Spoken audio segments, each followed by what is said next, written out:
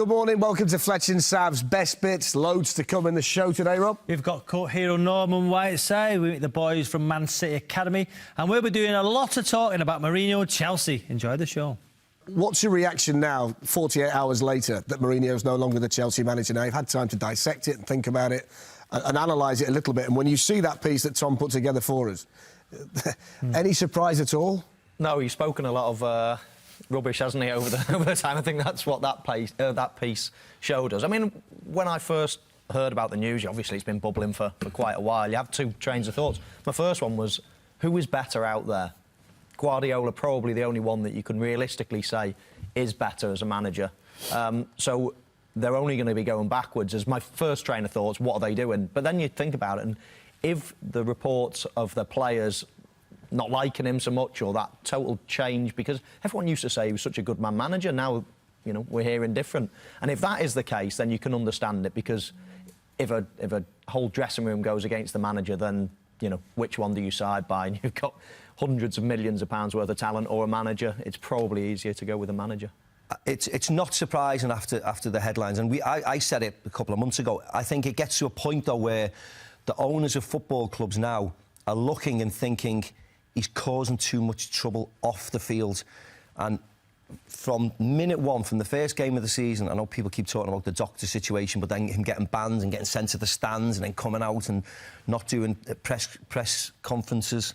I think the owners just think, you know, now's the time. And I think this speculation about Pep becoming available and he's will he or won't he, and it looks as if he's going to leave Bayern Munich, I think they've pulled the trigger too early, I really do, because they think that we might be able to get this fella. We're going to talk how the cards might fall later on during the course of the morning. But I think they should have stuck with him, I really do. Just look at this, though, January and February in the Champions League. If you look at the fall that Chelsea have made from where they were last season, 16 matches, 12 wins, 1 defeat, 39 points, and you look at where they are now, I mean, it's startling. You just don't see a Championship side fall to this level in that short period of time. You just don't see it. It's nothing short of atrocious what's happened this season. But I still don't put the blame totally on Mourinho. I think Mourinho, and I agree with Steve, they pulled the trigger far too early. Yeah. Some of these players, it's very unusual that you get a Championship-winning side where you have 7 or 8 players not performing in one game. And that's what's happened at Chelsea. No matter which team he picked, 7 or 8 didn't perform. So somewhere along the line, the players start to have to look at themselves. Yeah, and they'll say, well, he's slightly out of form. But we've all been out of form. Who gets you back in form is yourself, with assistance from the manager. A lot of people talk about he can't motivate them anymore. Well, I don't do motivation. I don't do that word. Yeah. In that, who motivates Mourinho when they've lost? Who motivates the motivator? Correct. Yeah. Get out of bed, get and do an honest day's work and start sorting yourself out and play. I think from his point of view, it wouldn't hurt him to have maybe 6 months out until next summer, personally. You know, these might be cheap words. He might have the next move in his own mind all planned and all ready for action come next summer.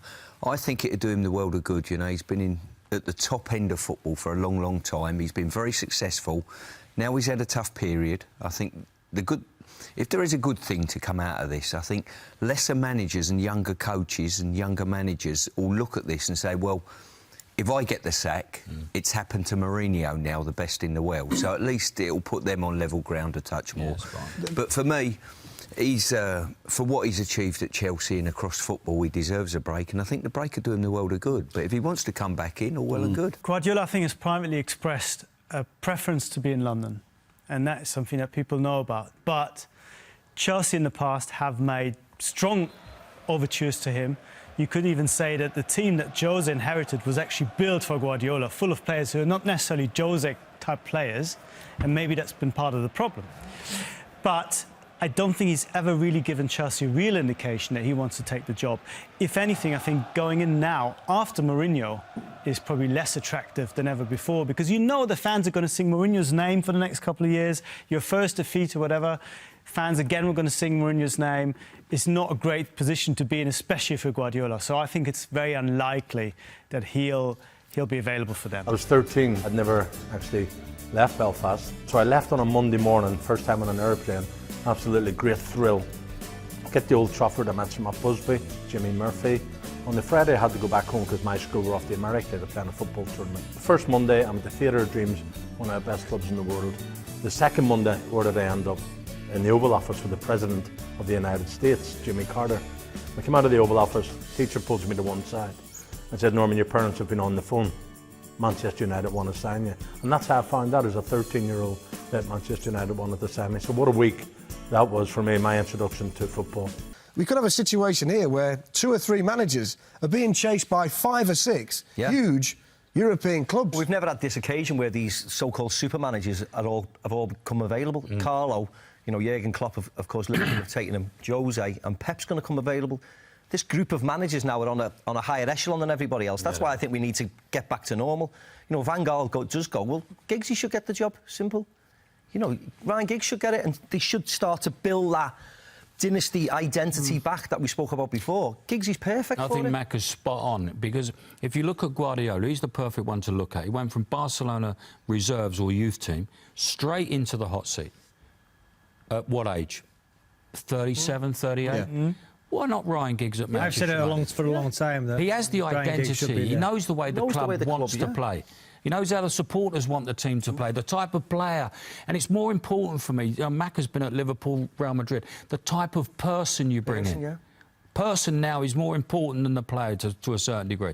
You've got to get the right guy coming into your team. He served his apprenticeship now under these great coaches. Sir Alex for 20-odd years. Moisey, Van Gaal, he served his apprentice. Do you think United would be interested in Mourinho? Yes. I personally don't think they would be. If Sir Alex has anything to do with it, I think there will be an interest in Jose. Is this the year where they could book the trend? Could they do it? Yes, because their goalkeeper's playing well enough. Their defenders, 2 centre-halves especially, Hoof and Morgan have been brilliant. The midfielders, Drinkwater and Tamares and, you know, Kante, you know, and Jamie Vardy's scoring goals and that. If they stay fit, why can't they do it? There's nothing that's... Man City and Arsenal, of course, they've got more quality and they should do it, but why shouldn't Leicester make that... Why can't Leicester do the stuff? I don't know, I'm with you, but you're the opposite. You say now they can't. You can't definitely say they can't do it. I just think that Arsenal and Man City, with the quality of the squad, I know they've got injuries, but even when them injured players are out, they got like Chamberlain to come back, Walcott come back. Looking at Leicester, Drinkwater. Of course, I want Arsenal to do it, but Leicester's story. Drinkwater went off with hamstring the other night. Andy King come on, done very well. Andy King's a Welsh international. Who's missing today? I think you know. Out, isn't he? Yeah.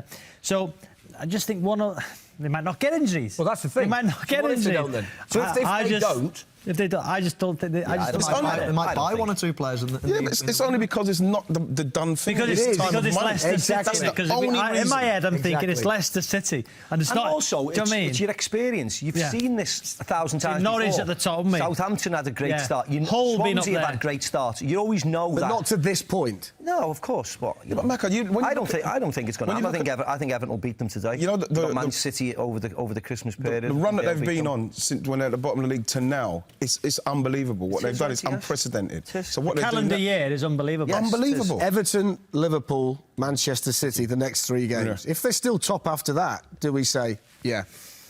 You have to take it seriously. Yeah. Of course you do, Absolutely. I'm with you. I think they'll finish in the top 4. Say again? I think they'll finish in the top 4. Yeah, I don't want to be disparaging to them because I think it's an incredible season and I hope they do carry on winning. I really do. I just don't think they'll win the league. What would you buy Arsene Wenger for Christmas, mate? What would I buy Arsene Wenger for Christmas? I'd buy him as a holding midfielder to go with Coquelin. That's what I'd buy him. I'd buy him maybe, I don't know, Wanyama. It's out of order. Victor Wanyama, would you? Yeah, something strong, big like that. Would you buy him? Strong. What would I buy him? I'd have a little conversation with Wrighty. I would buy him anything that would make him smile and laugh. Are you serious? I just want to see Arsene enjoy what he's doing. He's got a great little side there going on, and I just want to see him enjoy it a little bit more. No, he's so nice, Ray.